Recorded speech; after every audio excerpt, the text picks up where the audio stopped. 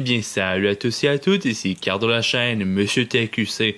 Aujourd'hui, on se retrouve pour une nouvelle vidéo dans laquelle je vais vous présenter un casque de jeu à moins de 50$. Vous l'appelez comme vous le souhaitez, le HyperX Stinger ou Stinger est un très bon casque au prix de 50$ US. C'est le petit frère du HyperX Cloud, il vient de sortir et c'est vraiment du bon rapport qualité-prix.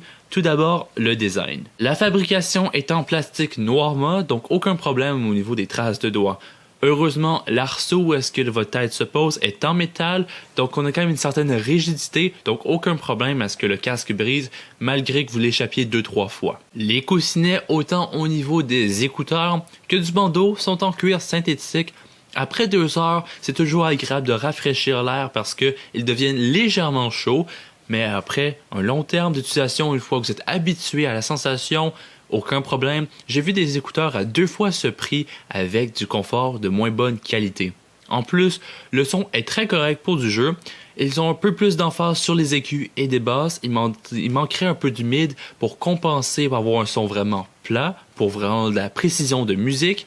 Mais pour du jeu, surtout dans les FPS où est-ce que les fusils mettent de l'emphase sur les basses et les aigus, aucun problème, on a vraiment un son agréable et en plus le micro est assez surprenant. Le micro se retrouve sur un bras en caoutchouc semi-flexible.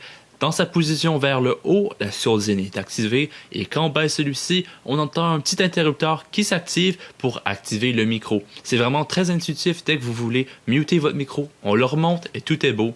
Le tout est analogique, donc pas de prise USB comme sur le cloud. Le câble initial fait environ 1 mètre et se termine en une seule pin à 4 terminaisons. Donc pour les mobiles et consoles, c'est parfait. Pour le PC, on a une extension de 1 à 1.5 mètres si je ne me trompe pas et ça va séparer ce connecteur en 2 connecteurs écouteurs et micro 3,5 mm. Donc c'est compatible console, PC et Mac ainsi que mobile. Aucun problème pour la compatibilité des périphériques. Sur chaque côté des écouteurs, on a le logo HyperX en rouge. On a le design évidemment en noir et rouge, c'est du classique. Je ne me plaindrai pas parce que le rouge est assez discret. En plus, sous l'écouteur droit, on a un petit potentiomètre qui va vous permettre de modifier l'intensité du son des écouteurs. Tout simplement, on peut le modifier ici, pas besoin d'aller chercher les paramètres de son dans Windows. Ça se fait directement sur les écouteurs. Encore une fois, analogique. C'est très intuitif.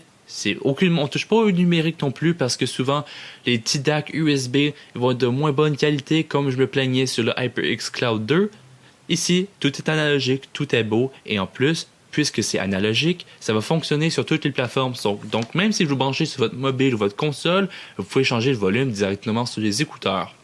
Je suis franchement très satisfait. C'est une petite addition qui va se démarquer par rapport aux autres écouteurs à ce prix. Je vous parlais précédemment du micro.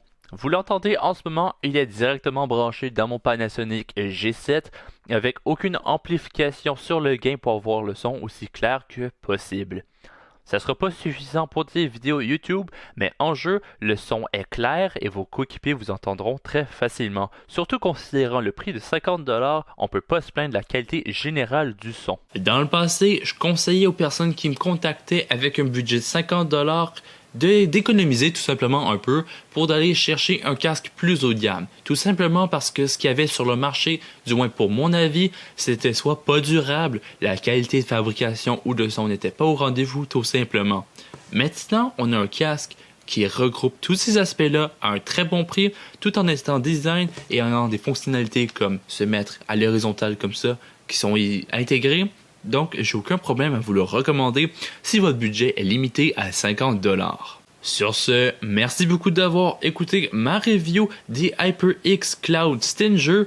Laissez-moi savoir dans les commentaires qu'est-ce que vous en pensez et à la prochaine. Ciao tout le monde!